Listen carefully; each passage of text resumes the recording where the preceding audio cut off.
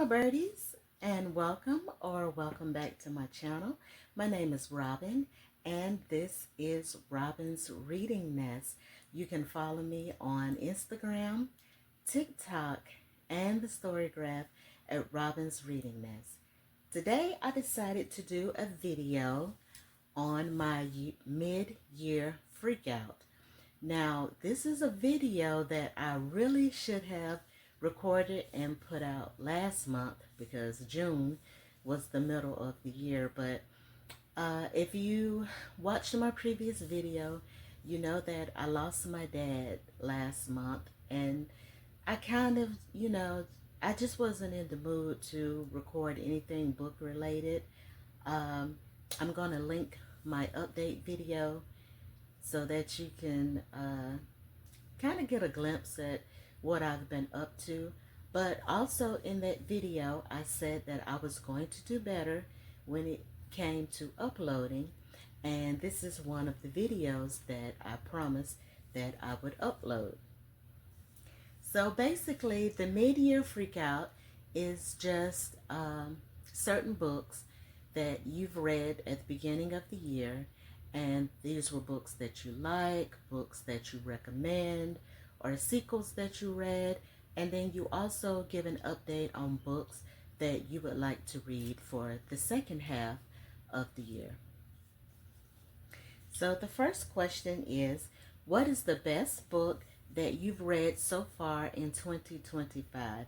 And I would say American Queen by Vanessa Miller. And it is the true story about Luella Bobo, who becomes the queen of her community after the Emancipation Proclamation. Now, this book is based on true events, and it is about a group of former enslaved people who build a community in the mountains, and they are self-sufficient and they are thriving. And you would think that we would have learned this in school, and you would think there would be a better record of the history. But according to the book, there are a couple of news articles, and there are some people who feel like the news articles were made up, like people was just pulling stuff out of the air and putting it together. But it was a real community.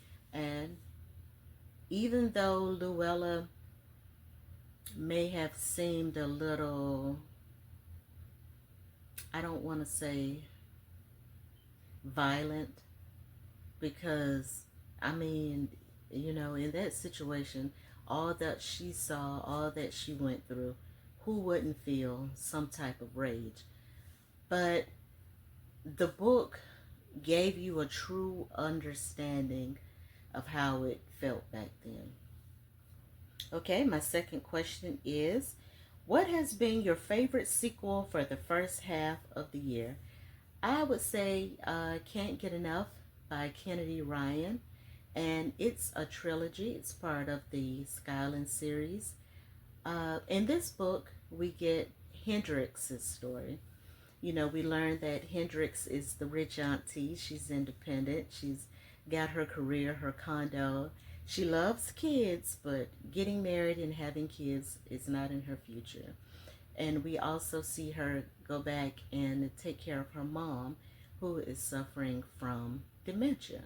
So I would have to say that was my favorite sequel.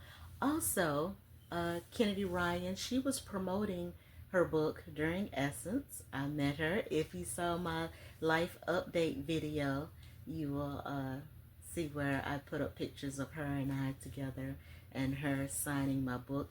Now, this is the second time that I've met Kennedy Ryan. I met her last year when she was promoting her second book in the series, which was This Could Be Us.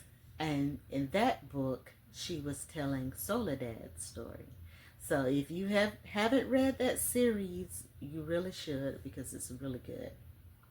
Okay, is there a new release that you haven't read yet, but you're really excited to? Now, before I did these notes and did the video, My answer was The Best Man, Unfinished Business by Malcolm D. Lee and Jane Allen. Now, as of today, August 11th, I am currently reading The Best Man, Unfinished Business, and I'm starting to think maybe I should have went back and started back with the movies and then followed up with the TV series and read the book again, because I believe the TV series came out maybe 3-4 years ago. I can't remember, but I'm reading it and I'm like, oh, okay. And then I got to one chapter and I was like, wait, what? So I may put this on pause and, like I said, go back and rewatch, especially the TV series, because I think I might have missed something. Okay, next question. What is your biggest disappointment so far? Now, this author, she is one of those authors that I keep asking myself, why do you continue to read her work, run your blood pressure up, walk around all day long just pissed, just to turn around and read more of her work? The author in question is Frida McFadden, and the book was The Coworker. Now, my first introduction to Frida McFadden was the Teacher. Yes, The Teacher was the first book that I read by Frida.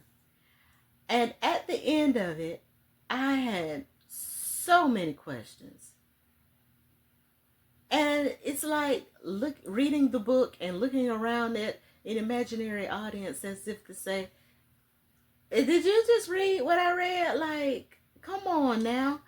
So yes, The Coworker was the biggest disappointment. I got to the ending and I felt like the characters didn't get their comeuppance or their just desserts. I felt like that book should have went totally different. Now, when I read the Housemaid series, I was also confused, like, what? How was this even, like, where were these people? And it was, so between Frida and Geneva Rose, those are two authors that I torture myself with reading, because they, like, some of the stuff that they come up with, you just have to sit there and be like, I don't even have words as I'm sitting here. I don't, yeah. The third acts of her books, I just want to pull my hair out, because Frida, why? Why, girl? The next question. What was your biggest surprise so far? I would have to say Harlem Rhapsody by Victoria Christopher Murray. Now, don't get me wrong. It was a really good read. It kept me interested, and I learned a lot from it. But the affair between Jesse Redmond Fawcett, I hope I'm saying that right, and W.E. Du Bois, I was kind of wondering, like, even though it probably really was a major part of her life and a major part of her story, I kind of felt like it took away from the greatness that she accomplished, because she can be considered as the godmother of the Harlem Renaissance, but she found so many great authors and poets during the Harlem Renaissance, and it kind of took away from that, with them discussing the affair. But yeah, don't get me wrong, like I said, it's a great book. I'm just telling you to be prepared that you're going to spend a lot of time talking about her affair. Okay, next question. A book that made you cry. That would have to be Good Dirt by Charmaine Wilkerson. This is a top read for 2025. Please read the book. Now, it is a little slow paced. A couple of characters will repeat the same story, but when they repeat it, they will also give you tiny little clues or insight into what happened. And so even though you're kind of like, oh my God, come on, come on, come on, once you read it and you get to certain parts of the book, then you're like, oh, so that's why this character does that. Oh, that's why that character feels that way. So yes, it was a good book. Also, if you loved her book, Black Cake, then yes, you will love this one. Okay, a book that made you happy. Happy Land by Dolan Perkins Valdez. This book is also based on Luella Bobo, but where American Queen was more raw, more blunt, more emotional, Happy Land is more upbeat and it's about self-discovery. So even though we talk about Luella Bobo in Happy Land mainly focuses on her descendants. So it's more of contemporary fiction. And our final question, what books do you want to read by the end of the year?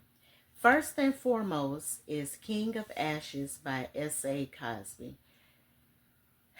I have been on the waiting list for actually ever since it came out because on the Libby app, when it was first dropped on the release day, the only thing they had was the audiobook. And don't get me wrong, I have started to come around to audiobooks. That's how I've been reading a lot of Frida's books lately.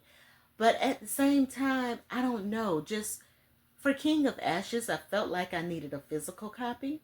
So I sat and I waited for my library, to put it up on Hoopla.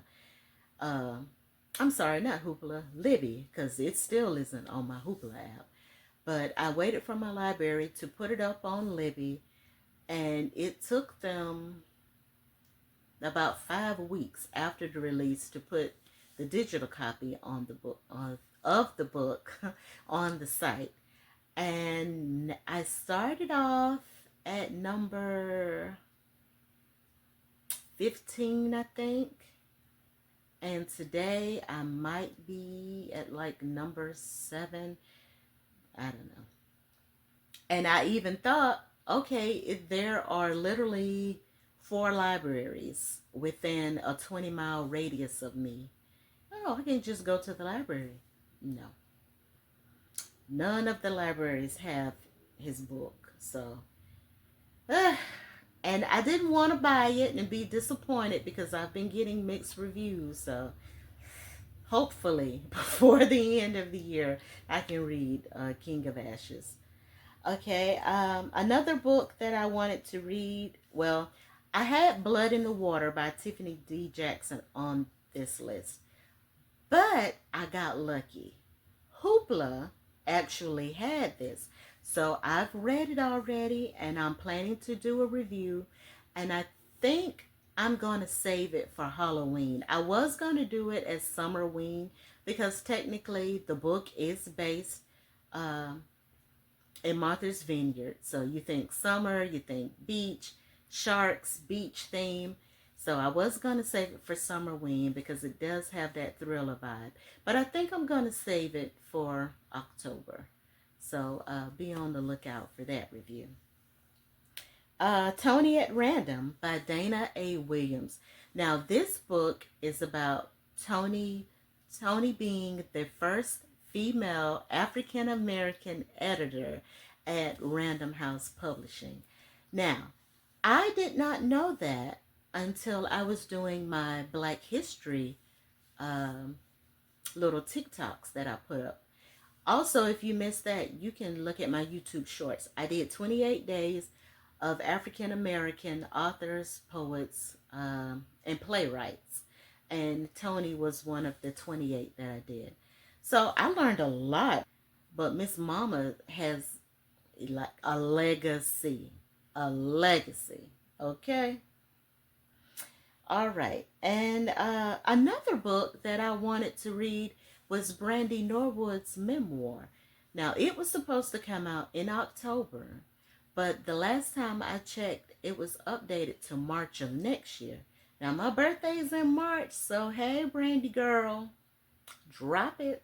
But yeah, I was kind of disappointed because I was like all excited, like, oh, Brandy dropping a book.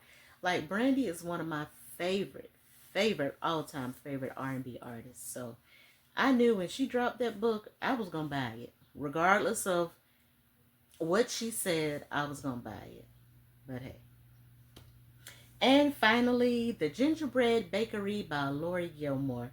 Now, if you've been following me for a minute, you know that I also like little cozy mysteries. So, the oh my gosh, Dream Harbor. That's the name of the town. The Dream Harbor series is a little cozy mystery series that I like. And it's always, stranger moves into town. The local helps them get adjusted. The local has a mystery that needs to be solved. The stranger helps them solve it. They fall in love. Bam. Wash and repeat. So it's always like a little Hallmark movie. It's a little spice, not much. And I always say on every review, oh, you don't need the spice. And then I guess people are like, you say that every time, but you always say you like the series.